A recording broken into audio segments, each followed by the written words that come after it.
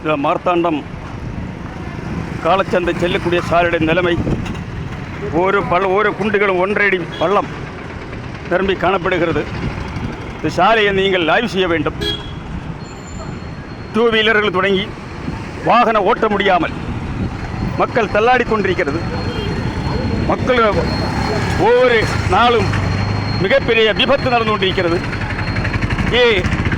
India நாட்டினுடைய நிலைமை, தமிழகத்தினுடைய நிலைமை, வாகனம் ஓட்ட முடியாமல் 2 வீலர்கள் டெய்லி விபத்துக்குள்ளாகிறது. இந்த சாலை சீரமைக்க வேண்டும். இந்த ஒரு பள்ளத்தை நிற்கிறோம் பாருங்க, இந்த சாலையை பாருங்கள். இந்த சாலையுடைய நிலைமை பரிதாபமாக இருக்கிறது. சம்பந்தப்பட்ட என்னுடைய மாவட்ட ஆட்சித்தலைவர்கள் கொண்டு வருகிற பிரச்சனை, தமிழக அரசு கொண்டு வருகிற பிரச்சனை, நிற்கக்கூடிய இந்த குண்டில் இப்போ பாருங்க, ஏறக்குறை ஒரு அடி பள்ளத்தில் இந்த குண்டிகள் காணப்படுகிறது. வாகனம் ஓட்ட முடியாமல் டெய்லி விபத்துகள் நடக்கிறது. எத்தனை முறை வீடியோ போடுறது, எத்தனை பிரச்சனை உருவாக்குறது. தரமான சாலை அமைக்க வேண்டும். விலவங்கோடு தொகுதியில் மக்கள் படும் அவதி கொஞ்சம் கொஞ்சம் அல்ல. நெடுஞ்சாலைத்துறையுடைய சாலைகள் அனைத்தும் பாழடைந்து குண்டை குழிகளுமாக காணப்படுகிறது. டெய்லி விபத்துக்கள், ஆக்சிடென்ட்கள், பலமுறை எத்தனை மக்கள் உயிர் வாழ்கின்றார்கள், எத்தனை உயிரை மாட்டிக்கொள்கிறார்கள். வாகனம் ஓட்ட முடியவில்லை, வாகனம் ஓட்ட முடிய டிரைவருமாக திண்டாடுகிறது.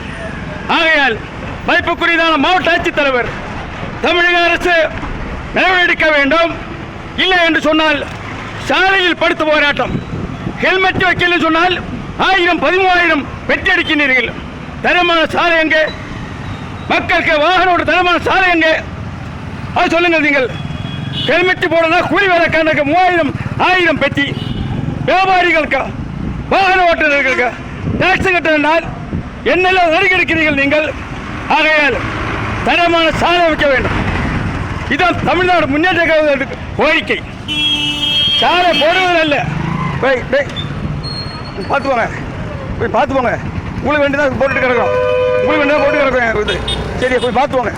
ஆகையால் தரமான சாலை அமைக்க வேண்டும், தரமான சாலை அமைக்க வேண்டும். இதுதான் மக்கள் கோரிக்கை. நாங்கள் உங்களை வேலை கேட்கவில்லை. எங்களுக்கு தரமான சாலை தேவை. வாகனம் ஓட்ட முடியாமல் ஒவ்வொரு நாளும் ஓரோ மக்களும் அவதி கொஞ்சம் அல்ல. ஆகையால் மார்த்தாண்டம் காலச்சந்தை செல்லும் சாலை, இடியோடு ரயில்வே கண்டு சாலை, வடக்கத்தெரு சாலை, மேல்புறம் பருத்திமூடு சாலை, ஏகப்பட்ட சாலை.